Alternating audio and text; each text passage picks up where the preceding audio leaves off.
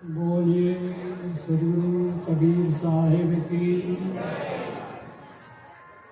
सदगुरु श्री राम सूरत साहिब की, सदगुरु श्री अब्बास साहिब की, संत समाज की, भक्त समाज की, माता बहनों की, प्यारे बच्चों की साहिब बंदगी।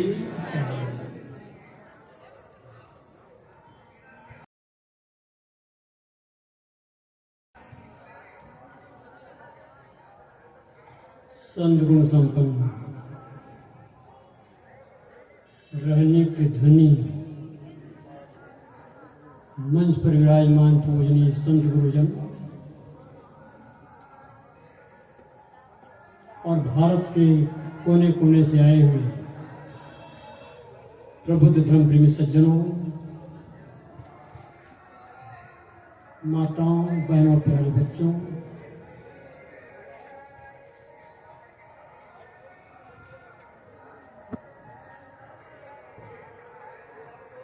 कुछ निवेदन करने के पूर्व जो मुझे बहुत ही पसंद है और जब भी मैं बोलता हूं तो कुछ कहने पूर्व कविता गाता हूं। जो भी मैं कविता प्रस्तुत करता हूं सारी कविताएं हृदय के गीत में संकलित है और आप लोगों से मैंने निवेदन भी किया था कि उस पुस्तक को जरूर आप रखें। उसी हृदय के गीत पुस्तक में से कविता प्रस्तुत है आपके समक्ष। आज तक जो कुछ मिला वह छूट चुका है, सरकता संसार जो वह कब रुका है। प्रेमियों के प्यार सपने से टूटे हैं, मान्यताओं के मेरे दुनिया लुटे हैं। है नहीं कुछ भी जहाँ अपना हमारा, सोच है किस बात का तूने विचारा। जब यहाँ होता हमें सब काल रहना, तब हमें कुछ चाहिए था फिक्र करना। जब सदा के वास्ते जाना यहाँ से, किस लिए चिंता करे किसकी माया से। नित निरत से शांति का सागर वही है, जिनके जीवन में कोई चिंता नहीं है। कामयायत से सरल विश्वास लाओ, साधना सत्संग में मन को लगाओ। भोग पथ पर तंत्र है, दुख का यमल है। सवस पथ है त्याग जो सुखमय सरल है।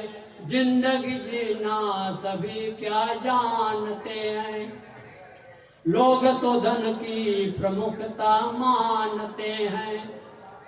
धन तो केवल तना गुजर के वास्ते हैं, पर विचारो शांति के क्या रास्ते हैं। क्या कोई सम्मान धन परिवार पाकर हो सका है जिंदगी में शांति सागर। शांति का पथ चाह को नित छोड़ना है, बाहरी घुड़ दौड़ से मन मोड़ना है। बात तो सबकी समझ में आ भी जाती, पर विषय की आदतें उनको नचाती। त्याग कबल त्याग से ही बढ़ सकेगा, जो कर शुरुआत वाही चढ़ सकेगा। भक्ति से हो ज्ञान, उससे ध्यान होता, ध्यान से हो त्याग सब रोग खोता। त्याग से ही शांति सबको मिल सकेगी, त्याग से ही शांति सबको मिल सकेगी। शांति से ही जिंदगी ये खिल सकेगी, शांति से ही जिंदगी ये खिल सकेगी। बोलिए सदगुरुदेव की। आइए कुछ देर विचारों की तरफ।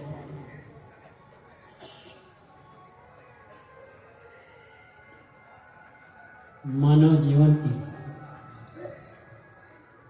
3 महत्वपूर्ण बिंदुओं पर निवेदन। जानने योग्य क्या है, करने योग्य क्या है और पाने योग्य क्या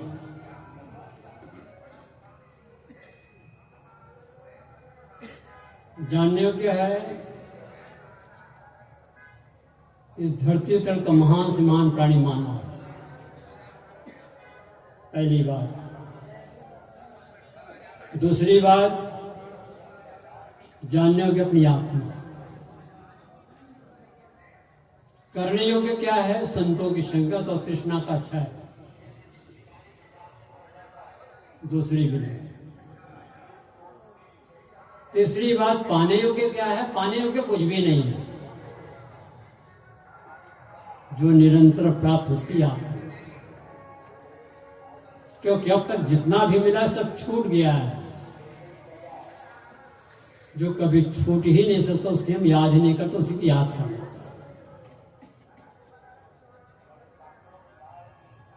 जानने योग्य है, इस धरती तल का महान प्राणी मानव है, मानवीयतर प्राणी, भोग भूमिका है, कर्म फल भोग सुधारने की भूमिका मानव जीवन में ही है। मानव कही जाता है मना शक्ति विकसित होने के नाते। किसी विषय पर गहराई से चिंतन करने की, मनन करने की, निर्णय करने की अगर सकता है तो मानव। मानवेतर प्राणी शारीरिक दृष्टि से और इंद्रिय दृष्टि से हमसे आपसे बहुत आगे है। मनुष्य का शरीर हाथी और मछली की तरह विशाल नहीं है, सिंह के समान मनुष्य बलवान नहीं है, घोड़े के समान तेज दौड़ नहीं सकता, पक्षी के समान आकाश उड़ नहीं सकता, चींटी की तरह सूंघ भी नहीं सकता। एक से एक खूंखार जानवरों को मनुष्य अपनी बुद्धि के बल पर लोहे के कटघरे में जू गार्डन में जाकर रख देते हैं। दर्शकगण आते हैं, देखते हैं, आह्लादित हो जाते हैं। उनमें किसी प्रकार से आध्यात्मिक विकास, भौतिक विकास कोई चांस इसलिए जहां पर है वहीं पर पड़ा होगा। लेकिन मानव ने अपनी मानवीय शक्ति को विशेष जागृत किया है, और उसी का परिणाम है जो आज ध्वनि विस्तार यंत्र के द्वारा मेरी आवाज तो आप सुन रहे, दूर तक भी जा रहे हैं। पूरी दुनिया का समाचार आपने मुट्ठी में ले रखा है। सबसे आप बात कर रहे हैं। आज 100 वर्ष का पुराना आदमी अभी आ जाए तो मैं कहता हूं हार्ट पे लोग मर जाएगा, इतने विकास देखकर। एक पर शायद ही कविता याद, मानव तू है सबसे महान। इस धरती तल का महान से महान प्राणी मानव है। इस विषय पर हमारे संत गुरुजन बताते रहते हैं, सुनते रहते हैं, जो व्याख्या करने की आवश्यकता नहीं है। लेकिन विशेष आवश्यकता जानने की अपनी आत्मा। जब हम धार्मिकों को पढ़ते हैं, अच्छे अच्छे पदाधिकारियों को पढ़ते हैं, मतपंथवादियों को पढ़ते हैं, कहते मैं तो कुछ नहीं हूं, करने वाला कोई और। मैं कुछ नहीं हूं, करने वाला कोई और। गुरुवार कबीर कहते पहले तुम सोचो मैं कुछ हूं।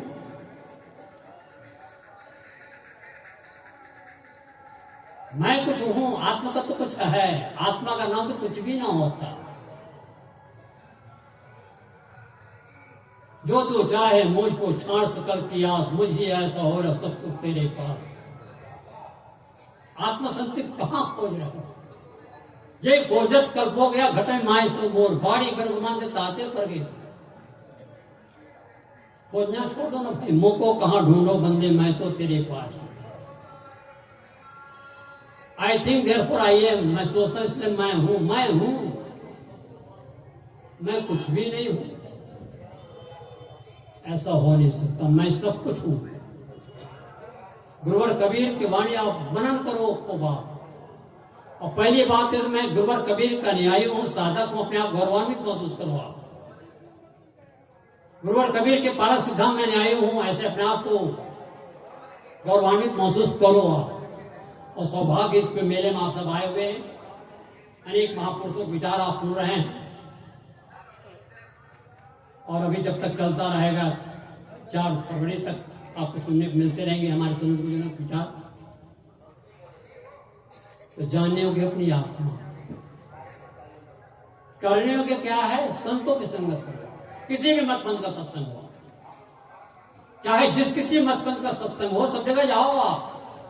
ये धक्यानुसी विचार बिल्कुल खत्म कर दो। ये बौद्धिस्ट हैं, राम रहीम कुछ नहीं मानते, इनके सत्संग क्यों जाए? ये जैनी आत्मा परमात्मा नहीं मानता है, ये कबीरपंथी है, राम रहीम नहीं मानते, क्यों जाए? ऐसा कभी मत सोचो। और गुरुवर कबीर की वाणी याद करो, सुनिए सबकी। कौन सी नई बातें बता रहा हूं, सब तो जान रहे हो आप लोग। बोलो सदगुरुदेव की, सुनिए सबकी। अपनी अपनी बातें सुनो, निर्णय करो क्षमता। जब तक किसी के विचार आप जानेंगे नहीं तो आप अपने विचार देंगे कैसे? ये तो मैंने गुरुदेव श्री रविदास साहब जी से मैंने सीखा। चाहे जिस किसी मतलब सब जगह चले जाते थे। कल साहब कह रहे थे हमारे गुरु गोस्वामी साहब जी, कभी मंच पर बैठे कि कभी इच्छा नहीं प्रकट की। महापुरुषों के विचार सुने पीछे चले जाते। मैं कलकत्ता में गया एक बार बहुत बड़ा अधिवेशन में, जबकि इतने महान पुरुष पीछे जाके बैठ गए। और हम साहब आप उधर चले थे? नहीं आप शांत रहो, ये बैठे। जब ये साहब कर मुझे याद आया, कितने निर्माणी पुरुष। करने योग्य क्या है? संतों की संगत।